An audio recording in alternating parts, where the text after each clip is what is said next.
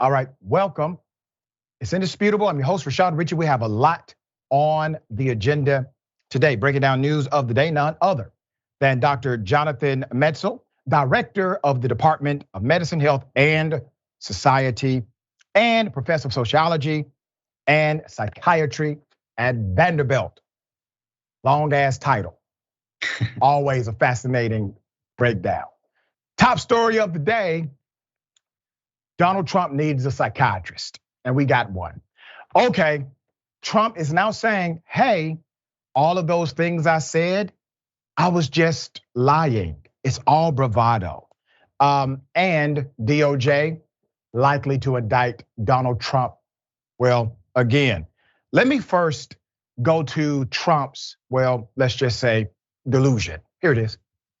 You're not concerned then with your own voice on those recordings? My voice was fine. What did I say wrong on those recordings? I didn't even see the recording. All I know is I did nothing wrong. We had a lot of papers stacked up. In fact, you could hear the rustle of the paper, and nobody said I did anything wrong other than the fake news, which of course is Fox too. Are there any other recordings that we should be concerned of? I don't know of any recordings that you should be concerned with, because I don't do things wrong. I do things right. I'm a legitimate person. He's a legitimate person. He doesn't do things wrong. He does things right. He has not seen the recordings. All right, here's the information that leads us to believe that Donald Trump may be indicted again by the DOJ. Here it is. And to stay with you for a second, Neil, you also got Donald Trump's Secret Service agents, at least half a dozen of them, now also being interviewed. You seem to have movement on fake electors, that there's been a lot of movement there in terms of what looks like Jack Smith potentially building a case there as well that kind of mirrors what's happening in Georgia. How would all of these cases essentially be tried or proffered at once? Because it feels like there are, just Jack Smith alone could do 3 or 4 cases himself.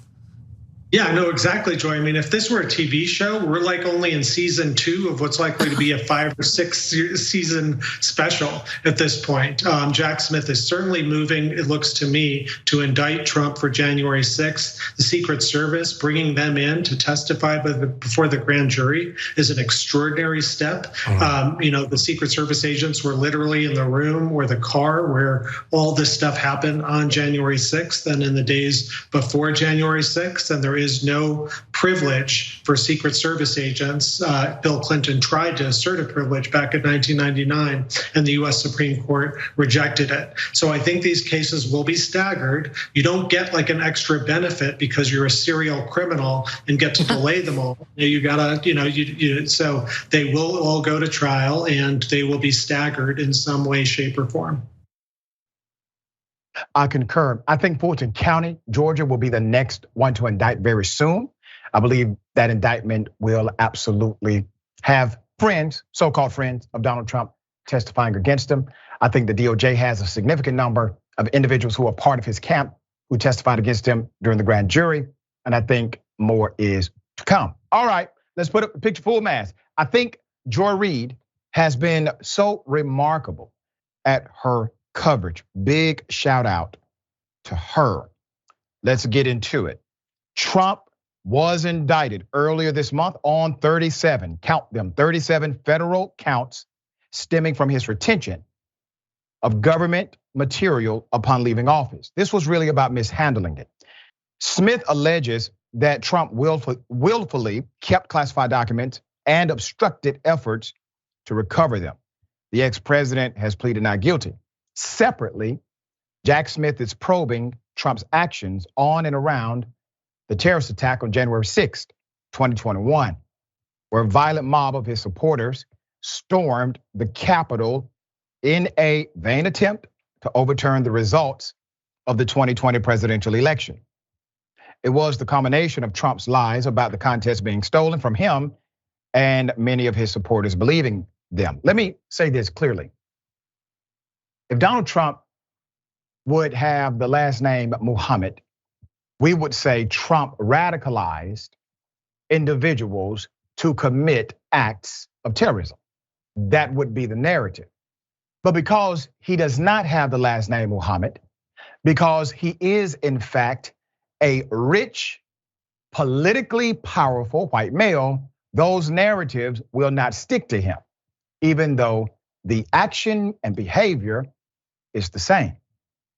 Let us not forget, it was Donald Trump who not only lied leading up to that point, he directly animated those individuals in front of him to engage in acts of violence. He told them he would be with them. Now, maybe Secret Service can establish something that has been rumored. Donald Trump wanted to go to the Capitol. Donald Trump wanted to literally lead the insurrection. And it was Secret Service who stopped it, who decided to do the unthinkable, to override a direct command from the President of the United States. That may be on the agenda very soon for discussion. There's more. Former President Donald Trump said he was lying. He said he was lying when he said on the recording, quote, "This is secret information," end quote. As the sound of papers being handled is heard, according to ABC News. Quote, "These are the papers. This was done by the military and given to me," Trump said to a writer, supposedly referring to a potential battle plan for Iran. See, as president, I could have declassified it. Now I can't, but this is still a secret, end quote. There's more. On Monday, Trump claimed the audio was actually an exoneration. This is now another defense. On Monday, he said it is an exoneration and did not deny that the content of the document or documents are related to the military and Iran. But then on Tuesday, he tried a new strategy, a new defense by claiming that he was actually just lying on the recording. Quote, "I would say it was bravado. If you want to know the truth, it was bravado," he says. Trump told ABC News on board his plane on Tuesday, "I was just talking and just holding up papers and talking about them, but I had no documents. I didn't have any documents." Trump stated he was simply holding up random papers. "I just held up a whole pile of, my desk is loaded up with papers. I have papers from 25 different things," he said. A reporter posed the former president a question if he regretted how he handled classified documents upon leaving the White House. He says, "No, I have no regrets. I didn't have a classified document. There was no classified document on my desk," end quote. You have to look at that last sentence when the reporter says, "Do you have any regrets about how you handled classified information?" "No, no regrets, because I did not have any on my desk at all." Trump has literally self-certified that it was him on the audio, which, by the way, prosecution would have had to go through legal evidentiary rules in order to introduce it as authentic, non-edited, etc. But Donald Trump has self-certified that it was him. In addition to that, Donald Trump has also shown clearly that he understands what he did was wrong, illegal. How? How has he established his understanding of this? Clearly, one, by changing the defense and saying there was no classified document at all. And then by saying in the recording, it is in fact a classified document that he could have declassified while president, but no longer had the power to do so. Both of those scenarios indicates one thing, a victory for the prosecution. That's what it does. I don't see how he wiggles out of this. I don't think his attorneys do either. But they will make him think there's still hope because of two words, billable hours. All right, my dear brother, the psychology and psychosis runs deep with this one. What is your assessment here? I kind of divide it into two avenues that are really overlap. The first, of course, is the psychology. I mean, hearing Trump talk now, and who knows where they're catching him for these segments, but he looks a lot less, there's a lot less bravado going on than we've seen from Trump in the past. He looks tired and he looks, I mean, I don't know, maybe it's the middle of the night and he's done 90 interviews already, but he looks afraid. And the way he's talking right now, he's kind of saying the right words, but this repeated insistence. I've done nothing wrong. I'm a good person. It feels very afraid to me in a way. And so I think there is, at least from these quotes. And again, who knows what context they're in? And I've obviously never spoken to the president, so I don't have I've never interviewed him or anything. But I would just say that this repeated insistence of like, I'm a good person. It feels like what you would do like in 8th grade, like, I know you are, but what am I? Or you're the paper, or I'm the glue, or all these kind of things you would say as a kid that would kind of deflect, but it just doesn't land right now in a way. And so it'll be interesting to see how that is. And then of course the legal part is that his strategy, if you're a lawyer, is like the dude's out there admitting to the crimes that he's being prosecuted for. So it seems to me like there's only two ways he wiggles out of it, just following on what you're saying. One is that he wins the presidency and then he pardons himself. And the other is that he makes a deal with someone who's going to win the presidency, who's then going to pardon him. And so it'll be important to pay attention to people like DeSantis, who are already saying, I'll pardon Trump on the first day. And so this hasn't totally played out. And I think there are a lot of ways that it can go, but this isn't the same Trump who was like, I break all the rules and nothing ever happens to me before. It looks a little different to me. Yeah, I noticed that as well, Doctor, that his bravado has decreased and he's no longer talking in ways that would indicate he's above the law.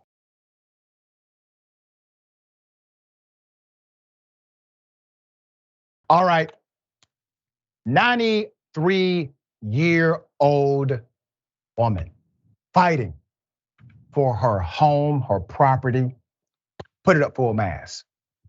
This is a damn shame. Ms. Josephine Wright has to go through this. 93 years of age, from Hilton Head Island, South Carolina, told the local news, that Bailey Point Investment Group, let me say that again, Bailey Point Investment Group, these are developers, have been harassing her to get her to sell the land that her home sits on. The Jonesville Road property has been in her family since just after the Civil War. Acquired after her husband's relatives, who were Geechee, escaped bondage and were freed by the Union. Despite the home's rich history, the developers want to tear it down for construction. Bailey Point is developing the land behind her house, according to a 29-acre comprehensive 147-unit plan. Wright's home reportedly sits in the way of their progress. First, Bailey Point offered to buy Wright's land from her and began harassing her when she refused. Wright accused the developers of slashing her tires, throwing trash in her yard, and even hanging a snake in her window. She said, and I quote, "It puzzled me at first, but then it got me angry," she said. "I guess they figured I would become so unnerved with the harassment that I would say, take it, but they don't know me. I am here to fight for what I have. I want to just keep my property and them leave me alone."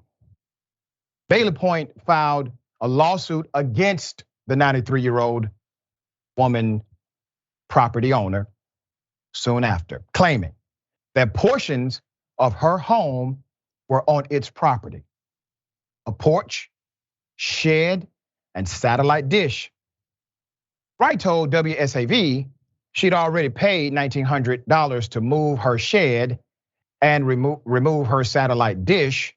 However, she admitted contention with their claim about her porch. She said, "You can see I'm at least 12 feet away from the borderline, which is right there." Now, let me say this before I move any further.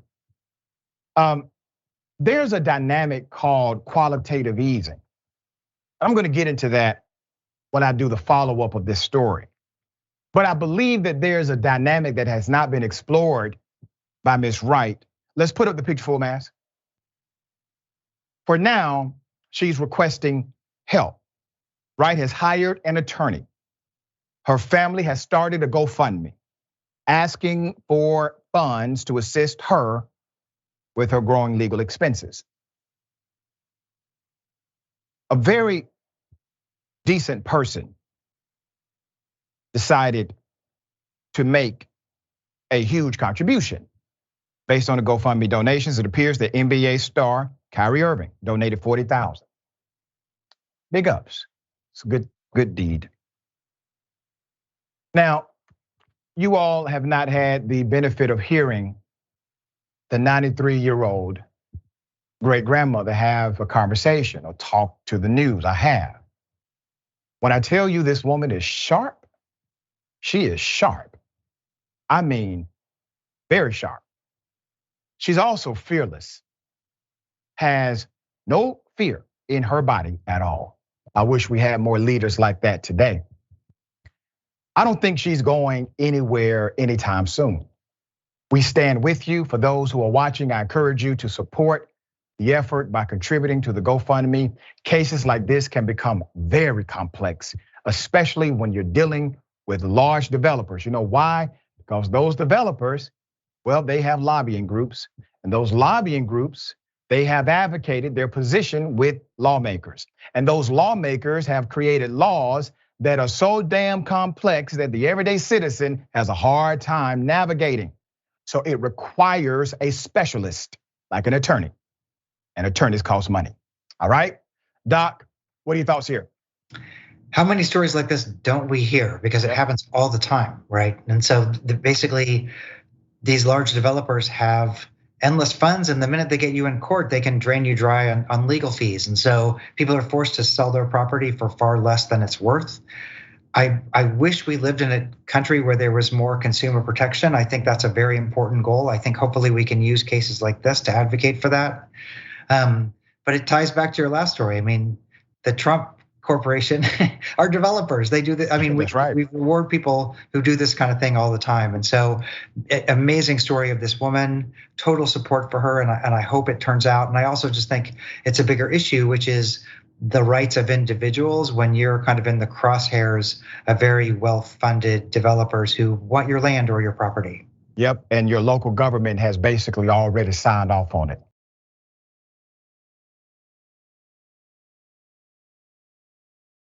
All right, he's speaking. The young Ralph Yarl, the young man who was shot for simply going to the wrong home, being a good young man, has spoken. Here it is. When you go back to April 13th, tell me what happened when you go to that address. Well, I go into the driveway. I walk up the steps, I ring the doorbell. I see 3 different cameras, like one looking at the driveway, one on the porch. As far as I know, I didn't know their family at all. Like I had never even seen their friends or their parents before, so maybe this is their house. I hear the door open, I see this old man, and I'm assuming, oh, this must be like their grandpa. And then he pulls out his gun, and I'm like, whoa. So I like back up, he points it at me. So I kind of like brace and I turn my head. Before that, I'm thinking, there's no way he's actually gonna shoot, right? The door is even open. He's gonna shoot through his glass door and glass is gonna get everywhere. Then it happened. And then I'm on the ground. I fall on the glass, the shattered glass. And then before I know it, I'm running away, shouting, help me, help me. Were there any words that were exchanged before he shot you? He only said 5 words. Don't come here ever again. Wow. The young man posed no threat, immediately backed away, saw the weapon, turned his head to get away even more. And then he shot. Whole life changed. Let's put up the picture of the man who did this to him. I will say, and I concur with his attorney, Lee Merritt, the recovery has been miraculous for this young man. The Kansas City teenager who was shot after he went to the wrong house to pick up his siblings has now spoken publicly about the ordeal, sitting down with Good Morning America. Yarl was shot in the head and in the right arm and suffered a traumatic brain injury. Andrew Lester, 84, was charged with 1 count of felony assault in the first degree and 1 count of felony armed criminal action. He should have been charged with attempted murder. He pleaded not guilty on April 18th, was released on a $200,000 bond. When reached for comment, Lester's attorney said the court prohibits Lester from discussing the case, but is looking forward to the upcoming preliminary hearing. Once again, put up the picture to remind you of what a monster looks like. Now, his family members went on national television to let you know how racist he is. One family member said he really was not surprised that this happened. 10 weeks after the shooting, Yarl has made a full physical recovery, but still has mental and emotional trauma. Here it is. There are a lot of things that are going on inside my head aren't normal. I've been having headaches, trouble with sleep, and sometimes my mind is just foggy. Like, I can't concentrate on the things that would be easy for me to do. You're looking at a kid that took the SAT when he was in the 8th grade. And now his brain is slowed. So physically he looks fine, but there's a lot that has been taken from him. What do you want people to know about you, Ralph? I'm just a kid, not larger than life because this happens to me. I'm just gonna keep doing all the stuff that makes me happy and just living my life the best I can. The family's lawyer is calling for this to be investigated as a hate crime. Should have been investigated as a hate crime from day one. And the young Mr. Yarl is such a remarkable young man. He said he doesn't hold any ill feelings against the man who shot him, but he simply wants him to be held accountable for his actions. He's brilliant, he's compassionate, he's responsible, and he has been forced to become a man. Doc, tell us about traumatic brain injuries and what is the experience, to the best of your academic and scholarly understanding, what is the experience he's likely going to face moving forward? Well, the fact that he's still alive is absolutely a miracle. The fact that he was shot not once but twice. I think the shooter came out afterwards and shot him when he was on the ground, also shot at him. So thankfully, it didn't obviously take a direct hit. He's gonna suffer from these symptoms quite significantly, and it's going to be a very slow road back. And for someone who's had a history of very high functioning cognitively, it's going to be very frustrating because just learning how to think again after you've had damage like this is a very slow road. Now, he's incredible. But I do think there's something else about this case. You mentioned the word racism, and I think there are two levels of racism that are at play. Certainly, there's the implicit bias of someone who answers the door and sees someone and judges them immediately based on their skin color and then acts accordingly. So certainly there is individual level hate if this becomes a hate crime prosecution. But the other level of racism is the law, right? The law that is called a defensive use gun law. We used to have, even in Missouri, I'm from Missouri, it used to be if you're armed, you had a duty to stand down, that shooting someone was just a last resort. Your duty was to de-escalate first. And what they've done with these stand your ground laws based on something called the Castle Doctrine is to say, you can step forward, you can fire your gun, even when you feel threatened, And so this feeling of feeling threatened justifies people firing their gun when they feel threatened. And so the law itself encourages the kind of outcomes that we're seeing in these shootings. And so this trial is going to be really interesting because I really do feel like the law itself needs to be on trial and it ultimately needs to be overturned. I completely agree with your sentiment. And what states have done, they have taken what should be a very objective standard and they have made it a subjective standard to how you feel.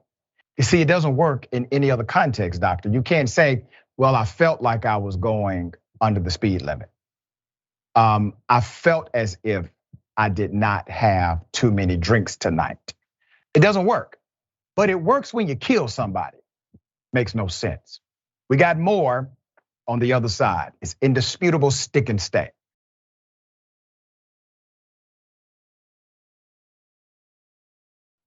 All right, welcome back. We still have a lot of show left. Let me read some of these amazing and beautiful comments. Won't be able to read them all, but I appreciate everyone still the same. Don't forget to join us on the podcast as well. If you miss the live show, we always put the show on the podcast platform, wherever you get your podcast from. All right, that's good stuff. Okay.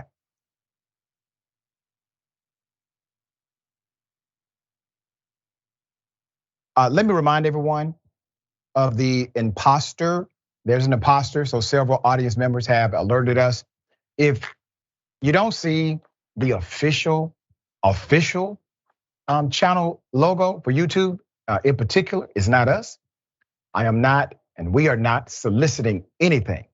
And make sure if someone is impersonating me or this program, report them to the platform and report them to us. All right, we want to handle it as quickly as possible. Okay, ladies and gentlemen, I wish a Karen would. You want to call the police on them for having a barbecue on a Sunday? I feel free. Back off! I'm going to tell them there's an African-American man threatening my life.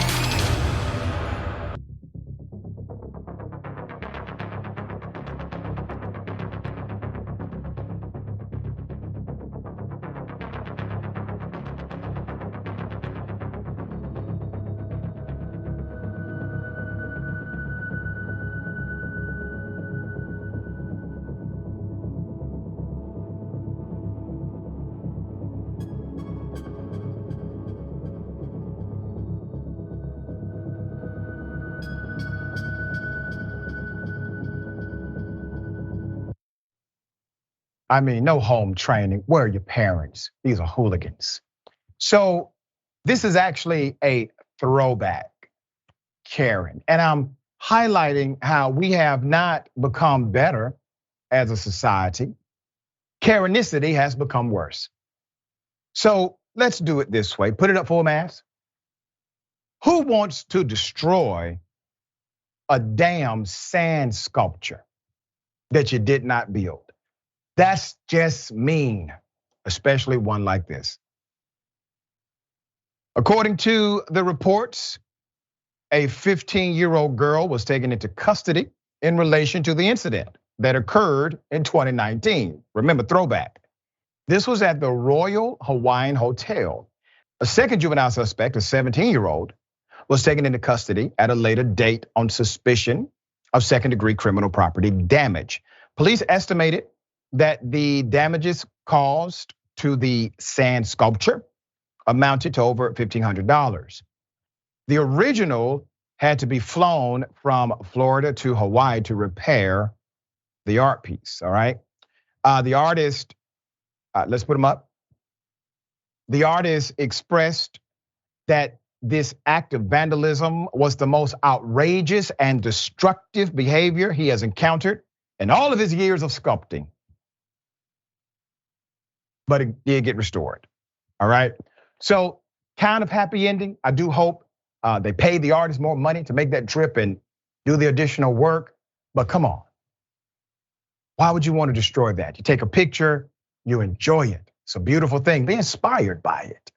All right, Doc, what is this thing? And we've seen it in contexts that are different, right? We've seen people destroy artwork that may signify an iconic African American. We have seen people destroy artwork just because, or at least that's what they proclaim when caught. What's the deal with this? Why do people want to destroy things that are beautiful, things that are expressions of art?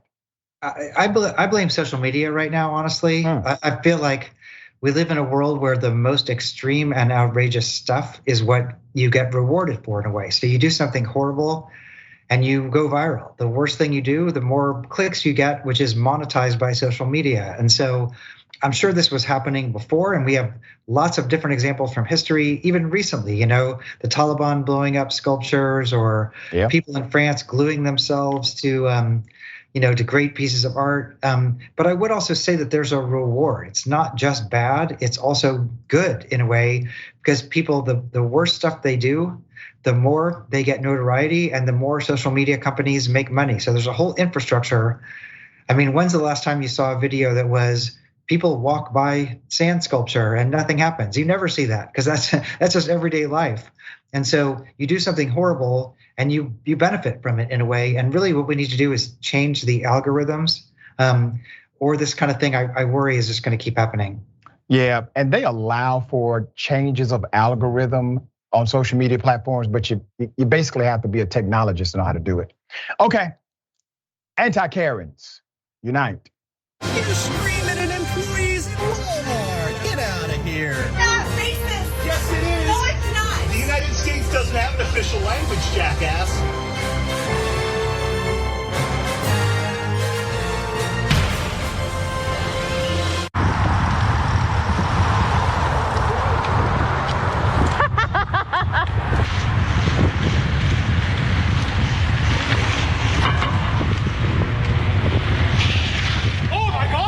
Sorry.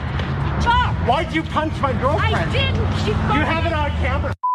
You stuck your arm out. I have it on camera.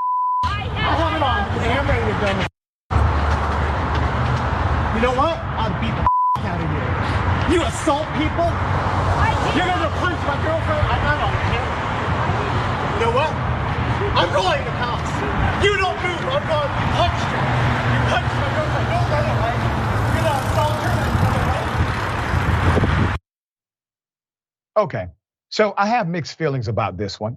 It is quite possible all three of them are Karens. Okay, let me say that for the record.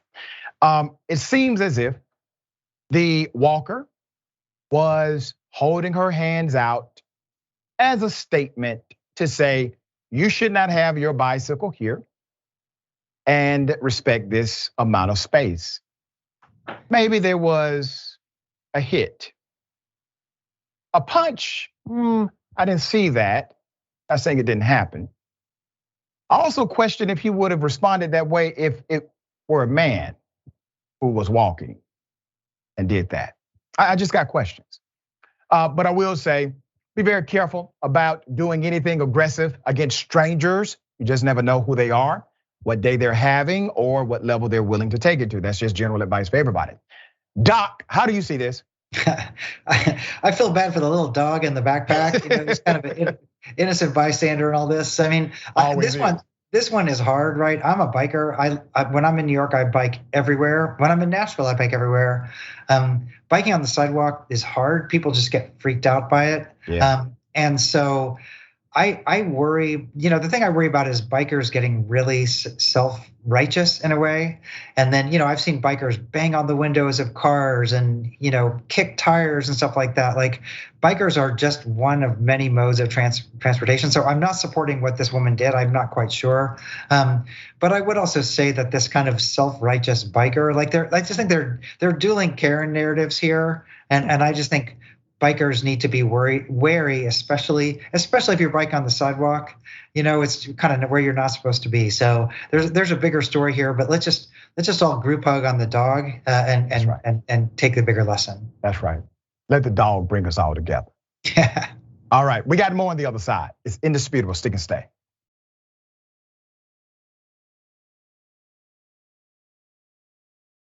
All right, welcome back.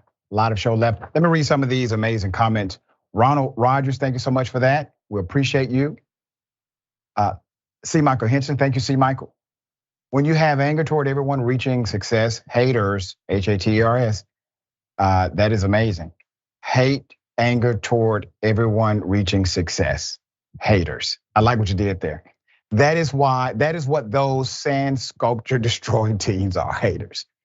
Havar Ellis, did you see the way that biker drifted? That was gangster. He did, right? Like, it was perfectly timed, as if he practiced this move before. I concur. Okay. Really sad story about fears and the law. A woman who is a passenger inside of an Uber starts to believe that the Uber driver is trying to kidnap her. So she kills him. Put up the picture full mass. A Kentucky woman, her name is Phoebe Copus, has now been charged with murder after shooting her Uber driver because she feared he was trying to kidnap her. Put up the Uber driver. His name was Daniel Garcia. He was taken off life support last Wednesday, days after he was shot by Ms. Copus. Let me give you the background as to what happened. Police said Ms. Copus of Tompkinsville, Kentucky, was visiting her boyfriend in El Paso and took an Uber to meet him at a casino after he got off work. That's according to KFOX News. When Ms. Copus saw signs during the drive for Mexico, she believed the Uber driver was kidnapping her and taking her to Mexico, per KTSM report. At this point, Copus took a handgun out of her purse and shot the Uber driver in the back of the head, shot him in the back of the head, right? And also the wrist, causing the car to crash into barriers and on the freeway. Copus did not tell law enforcement she feared for her safety before shooting the Uber driver. Okay, Mr. Garcia. She took a photo of the wounded Uber driver and sent it to her boyfriend before calling 911. The TV station reported. Mr. Garcia is the sole provider for his family. He had just recently returned to work after undergoing knee surgery. He was hardworking, according to his family. After the shooting, Mr. Garcia was taken to a local hospital and was put on life support. However, after being told he would never recover, the family made the decision, one of the most difficult decisions the family will ever make, of taking him off of life support and saying goodbye. Ms. Copus was originally charged with aggravated assault, causing serious bodily injury, and held on a $1 million bond. Mr. Garcia died after being taken off of life support, and her charges were then upgraded to murder. The bond was set at $1.5 million. Mr. Garcia's family said he is a loving man who wanted to provide for those he loves. And while he doesn't have children of his own, he has many children, godchildren. He mentored individuals that he guided, provided for. They are now all devastated that he's gone. His niece, Didi Lopez, believes stereotypes played into this. Stereotypes about the border, about Mexicans, played into this paranoia, according to the niece. They make assumptions, Didi says. They make assumptions. They see stuff maybe on the news, maybe on social media, and stuff that's not necessarily true. And when they come here, they come without really knowing. For someone who was fearing for her life, you would think that the first thing you would do is call the authorities, but she took other actions. Uber has released a statement. Here it is. We are horrified by the rider's actions. Violence is not tolerated on the Uber platform, and we banned the rider as soon as we were made aware of what occurred. Our thoughts are with Mr. Garcia and his loved ones, and have been in touch with his family. Our public safety team stands at the ready to assist police as needed. One of the saddest, most avoidable stories I've talked about today. And let me tell you why. A few things. Number one, let's just say she doesn't have a gun. Let's just say she has no gun on her, okay? And she is in fear of her life, but she doesn't have a gun. That may end in an argument, at worst, a physical altercation, and then a realization that it was all a misunderstanding. He was never trying to kidnap anybody. She just did not know the signage properly. But everybody lives, even if you're upset. Everybody lives, even if somebody gets banned from Uber. Everybody survives. Now let's also talk about what the niece said. The contrary narrative that suggests that somehow those who are close to the border, or those who are Mexican, or those who are not like you, are inherently violent, hell-bent on violence against you. See, that's a false narrative as well. What happened here should have never occurred. If there's a confusion, there's some objection, there's a conversation. That seemingly did not happen. And I gotta say, I do believe the woman was probably in fear of her life. Now, here's the thing. She was in fear of being kidnapped. Now, we've seen individuals proclaim that defense who were not afraid. They just made it up.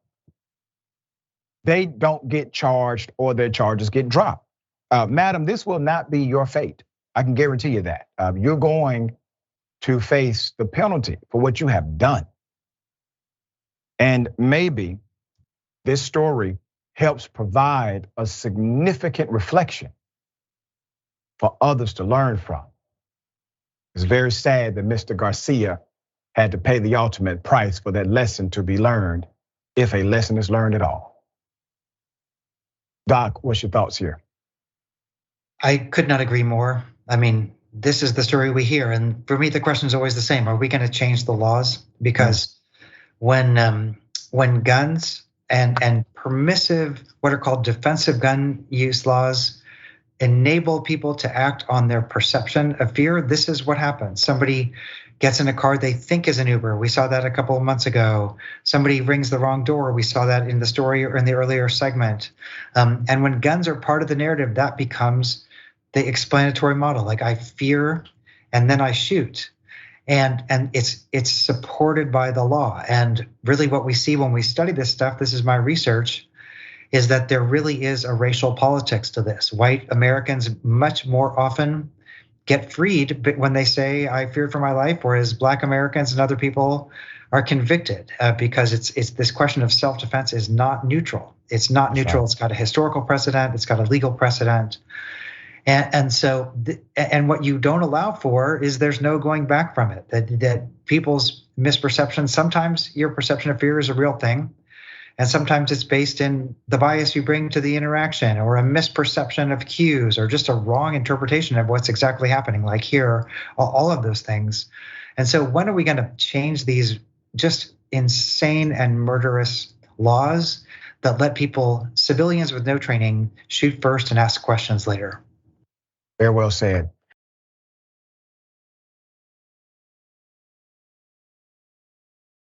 All right. The police, they beat, according to the narrative, beat and drag a naked, unconscious woman. Here's the video.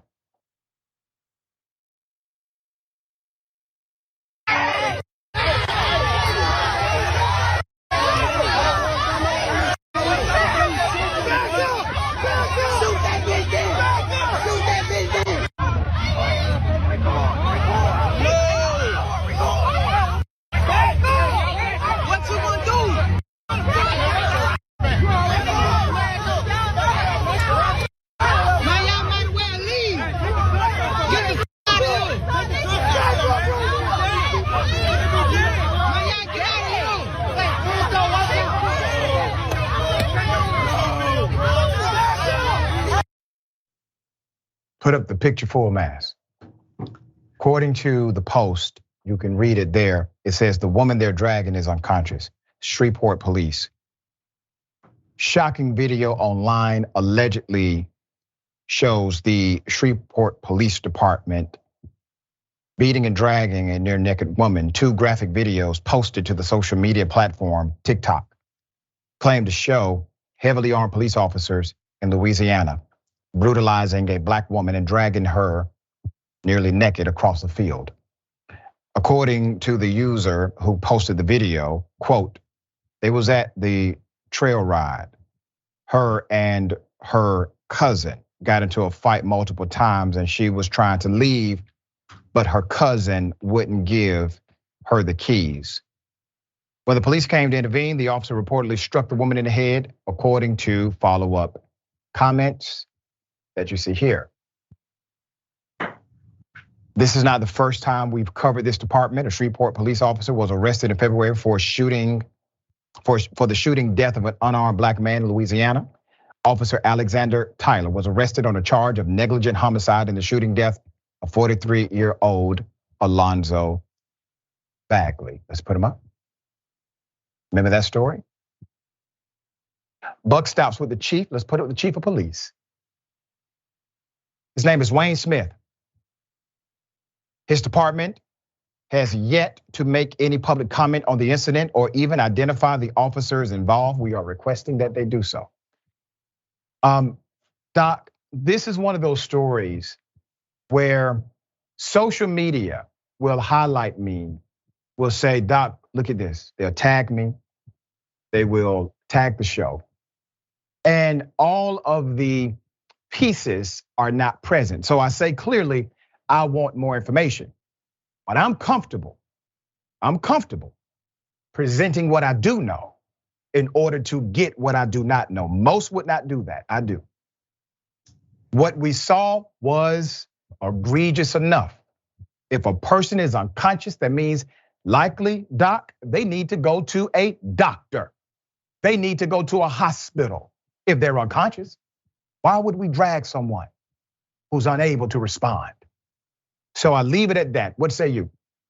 I really agree. I mean, I think your show does such incredible work in this regard, which is, what is the outlet when stuff like this happens? And you're not saying these people should go to jail or these people should not go to jail. You're not weighing in on the outcome. You're saying, here's something that really shouldn't happen. And from what we know, there needs to be something, we need to look into this. And more often than not, what it seems like is you're finding some pretty egregious injustice for stories that really aren't told that much. I mean, I'm thinking back about the one we did a couple of months ago about the jail and the guards just basically destroying a guy who was in a wheelchair or, that kind of thing. And so, these stories are stories that are untold, and it's just unfortunate that the legal mechanisms that we can decide if this was just or unjust to put some context around that very often are broken down. And then it turns into, let's shed some light on this. And so I think telling the story of what happens here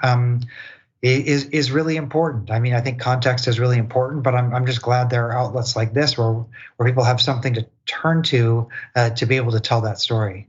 Thank you, brother. We appreciate all that you continue to do for the culture as well. We got more on the other side. It's indisputable. Stick and stay.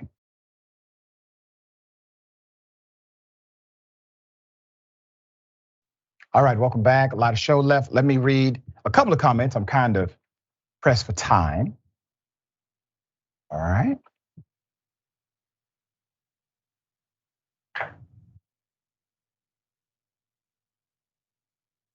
Okay, all right. I guess no comments. All right. Now, there is a story worth highlighting. There's a road rage incident that's one of the scariest I've ever heard. Let's put up the picture full mass.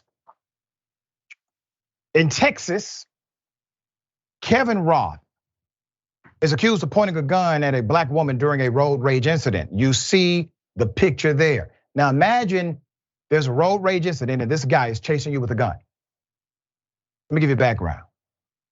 In Harris County, Texas, while a black woman was waiting at a traffic light, there was a brief moment before she went through the light once it turned green. During that moment, Kevin Roth immediately honked at her for not already going through the light.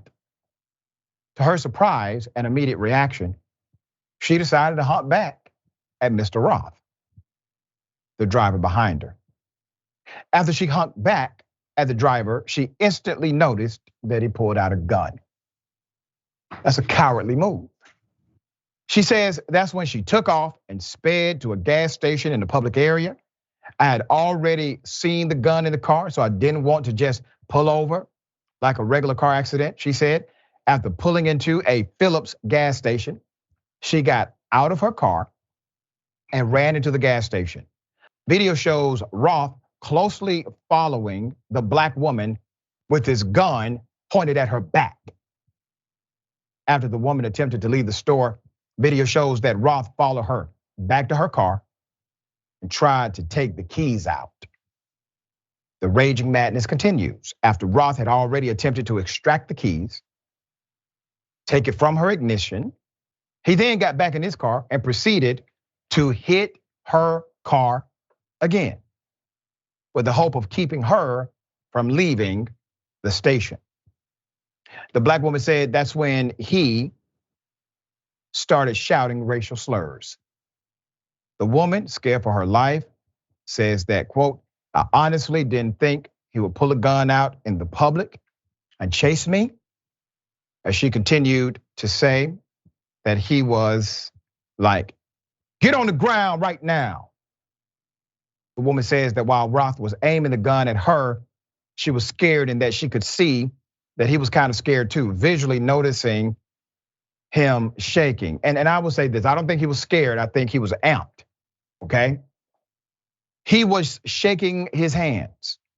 That's why I was scared. I'm scared because you're scared. He could have done anything to me out of fear. We're gonna get to that in just a moment because Doc just highlighted that dynamic. She's right. Deputies arrived to the scene and afterwards confiscated the gun from Roth. They arrested him and charged him with aggravated assault with a deadly weapon. Rescued in tears. My heart was just racing. When the police got there, I was just in tears, the woman says. Roth was later released on a $25,000 bond. That is so low for what he did, in my opinion. With the Harris County Sheriff's Office claiming that Roth had not been charged with any prior offenses other than minor traffic offenses. I just want you to keep in mind, $25,000 go through a bonding company. Okay, you get out for $2,500. Okay, Doc, she said something quite real, quite relevant. She said she was afraid because he could have killed her and simply said, I feared for my life. Talk to that.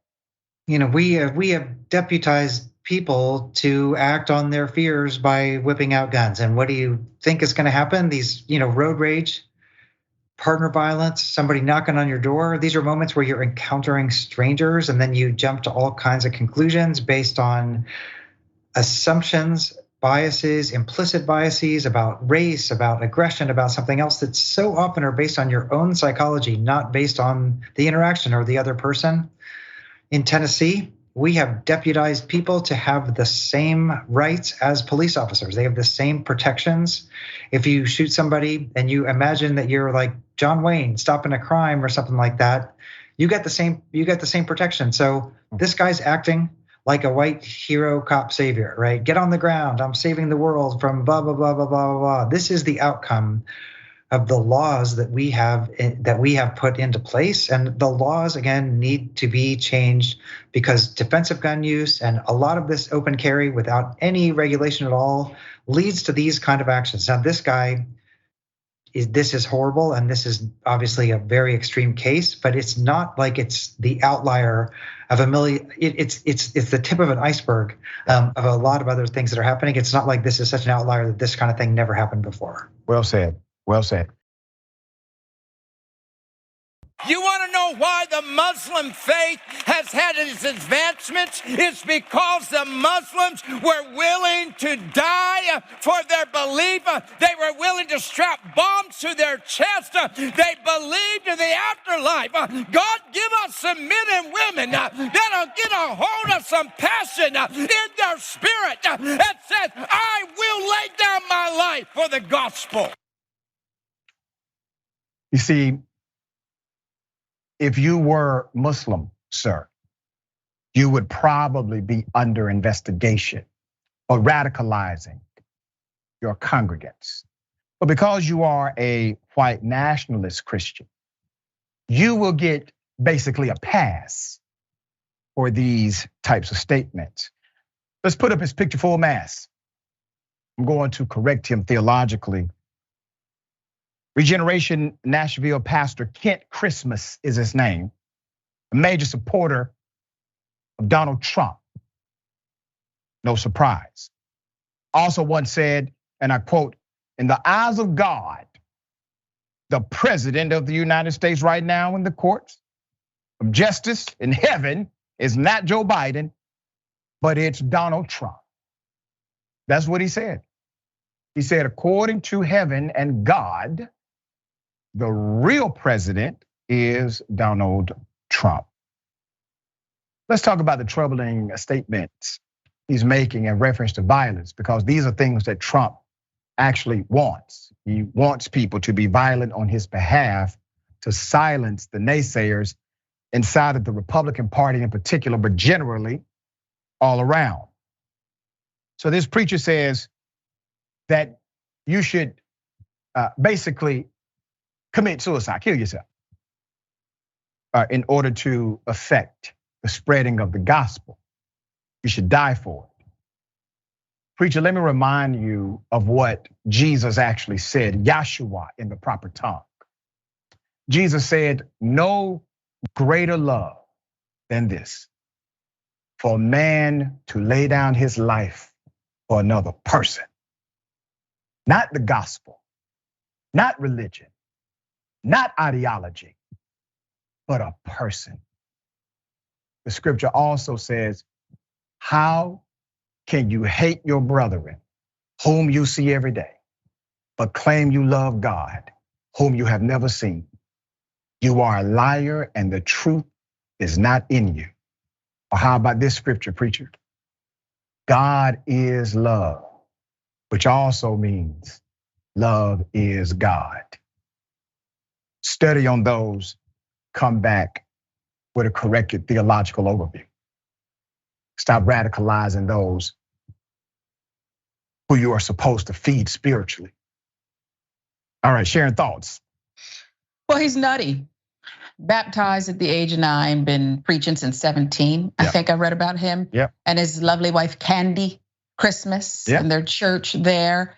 And apparently it took all these years, Dr. Richey, for him to find his calling, his true calling in the Church of Trump. This is what they do, and I don't know if he can be deprogrammed or those who unfortunately follow this. Yeah, it's very sad, taking advantage of people that probably are very decent, but also very manipulated.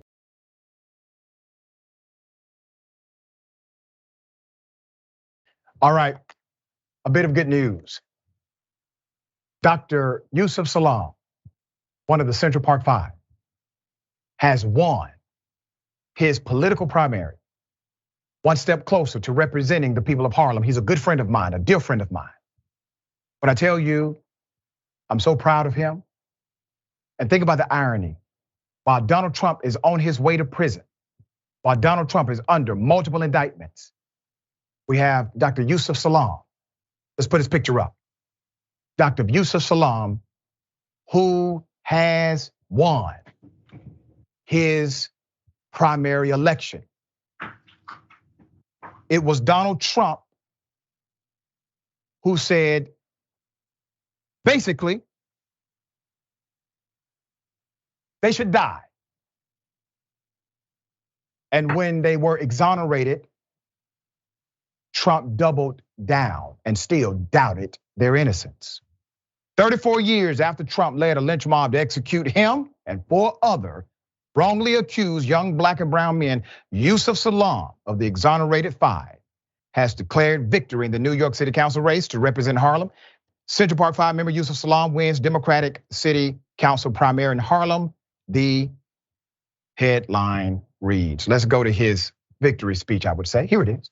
If y'all saw where I was on the ballot, that's right. Started from the bottom. Now we here.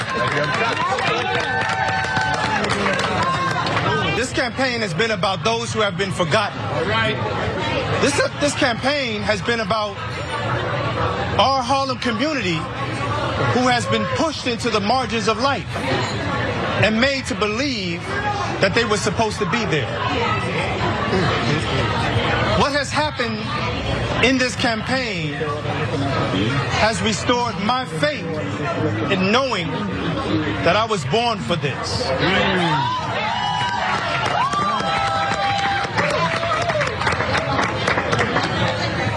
Every single thing that happens to you happens for you. Right, right.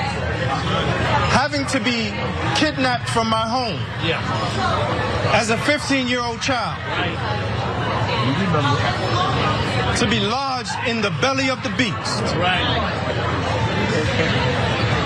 I was gifted to turn that experience into the womb of America. I was gifted because I was able to see it for what it really was.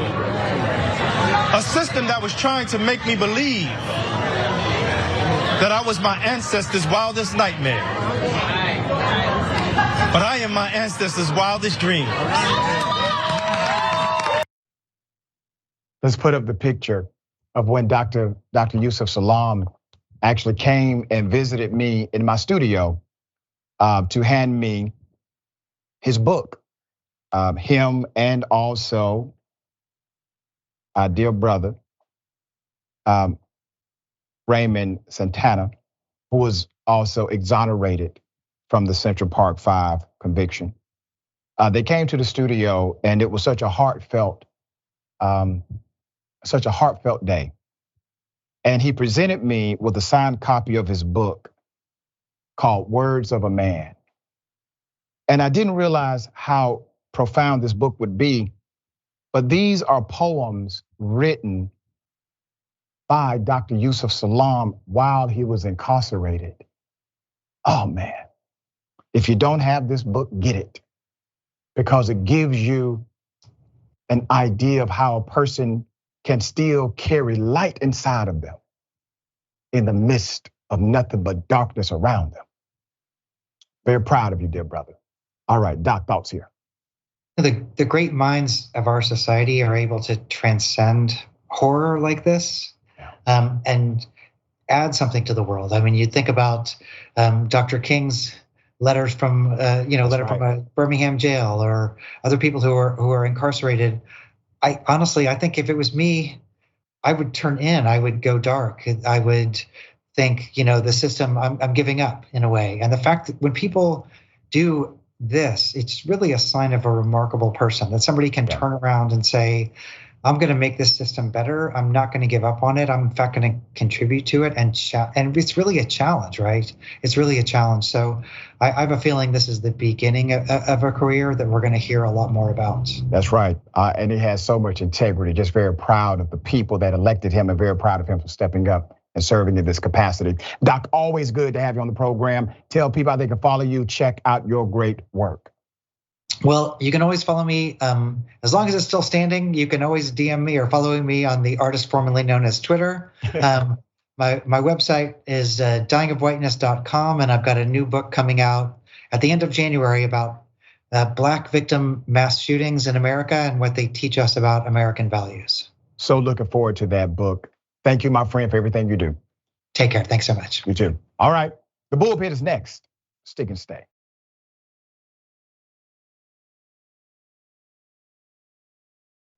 All right, welcome back. Let's get it. Ladies and gentlemen, welcome to the bullpen.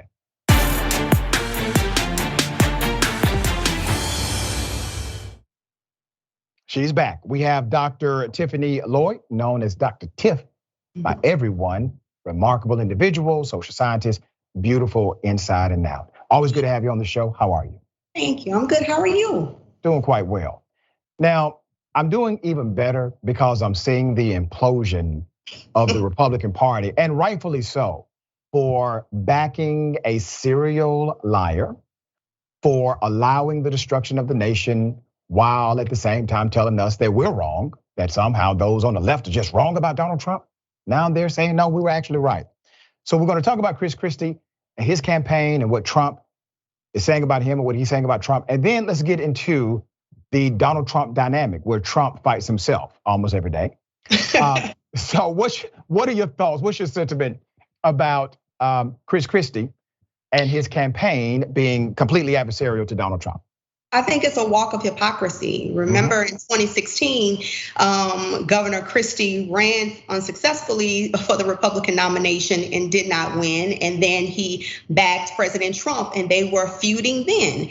And then after that, President Trump hired him. And then what happens? President Trump fires him and his transition team. And then Governor Christie said it's due to bad blood because of Trump's son-in-law, Jared Kushner. Yep.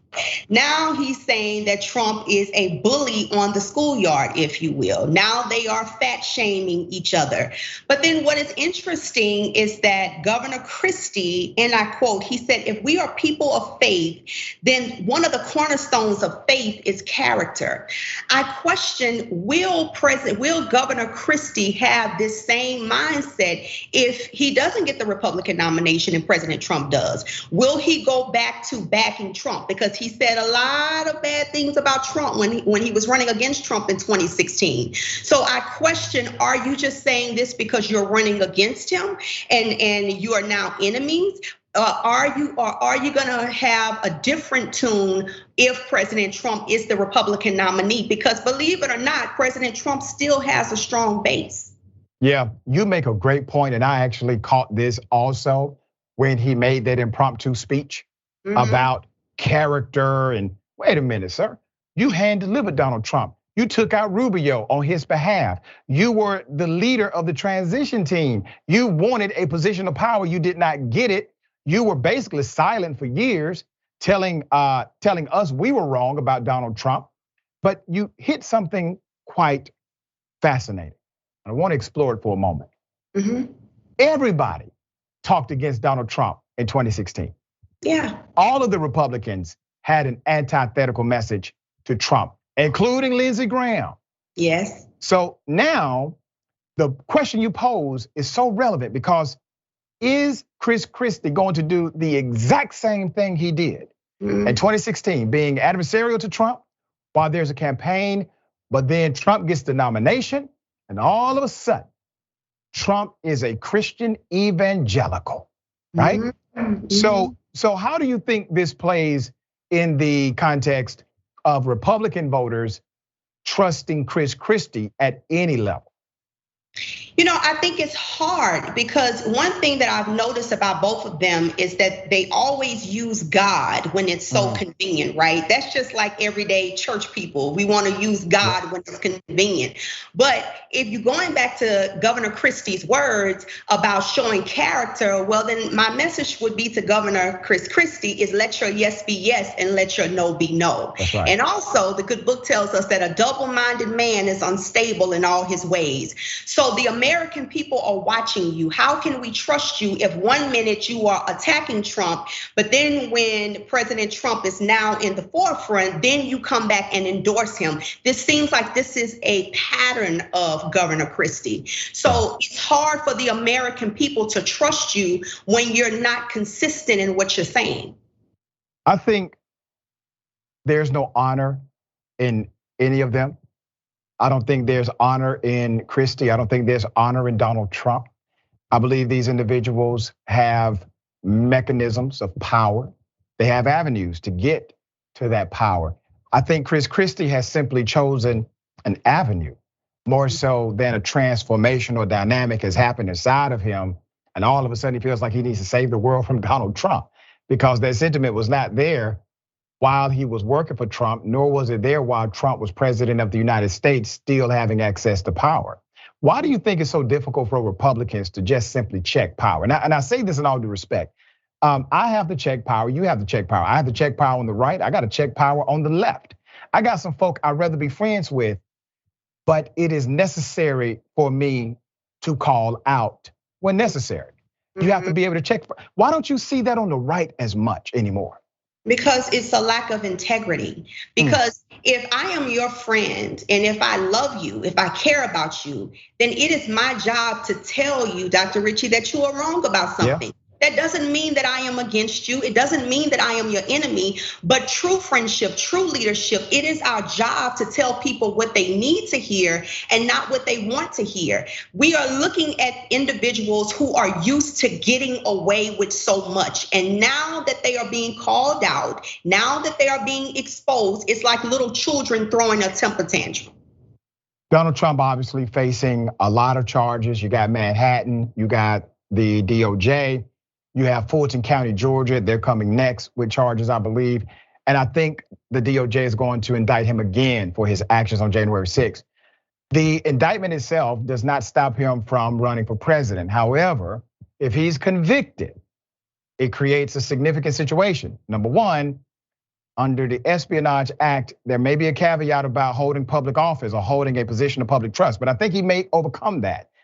Then it's the issue of being on the ballot. Because all Republican states have banned anyone who has a felony conviction from being able to actually vote or run for political office. They would have to literally change the law in order to allow him to get ballot access. What say you to that potential reality? I wouldn't be shocked if some of the Republican states, if not all of the Republican states, did change the law to make it convenient for President Trump. I think that we're living at a time where President Trump, it's amazing that President Trump is a man. For example, he encouraged police to be rough. He told police don't be too nice to suspects. He said don't worry about for people that are in custody hitting their heads on squad cars.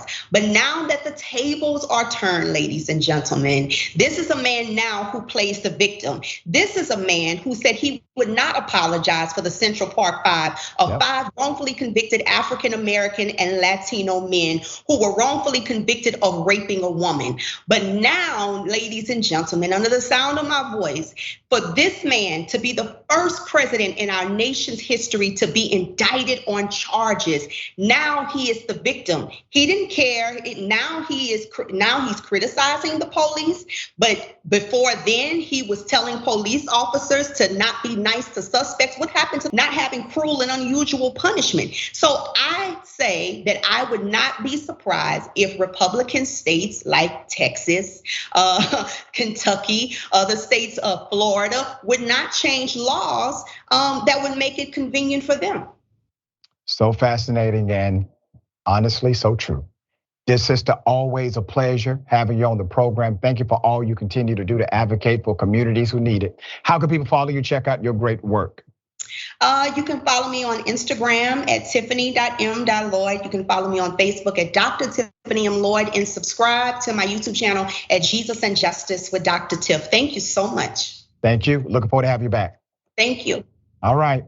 Remember, take care of yourself, take care of each other, take care of the planet.